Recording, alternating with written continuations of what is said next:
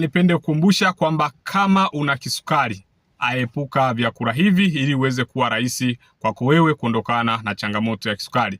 Vyakula ambavyo unatakiwa kuepuka, cha kwanza ni soda, hiyo ni ya moja kwa moja. Soda, kuna juisi ya matunda hasa yale ambayo zile juisi za viwandani, kuna nafaka zisizokobolewa especially sembe, kuna vyakula vya kukaangwa kama chipsi, kama kuku, lakini pia kuna matunda yenye sukari kwa wingi. Ndio maana kwenye video ambazo zimepita nimekuelezea moja kwa moja ni vyakula gani ambavyo hivi ni baadhi ya matunda ambayo unatakiwa kuyatumia kwa kiasi. Kwa hiyo kwa sababu yanaweza yakawa na sukari na asidi. Lakini pia biskuti, kuna pombe, vyakula vyenye chumvi nyingi na nyama nyekundu. Hivi ndo baadhi ya vyakula ambavyo unatakiwa uviepuke moja kwa moja ukiwa na hiyo changamoto ya kisukari, na hivi vitaweza kukusaidia kuweza kuondokana na changamoto ya kisukari moja kwa moja ukiwa hapo nyumbani. Kama una changamoto ya kisukari na hujui namna ya kuondokana changamoto hiyo, basi Double Sabo Clinic tupo kwa ajili yako, tupo kwa ajili ya kusaidia kuondokana na hiyo changamoto.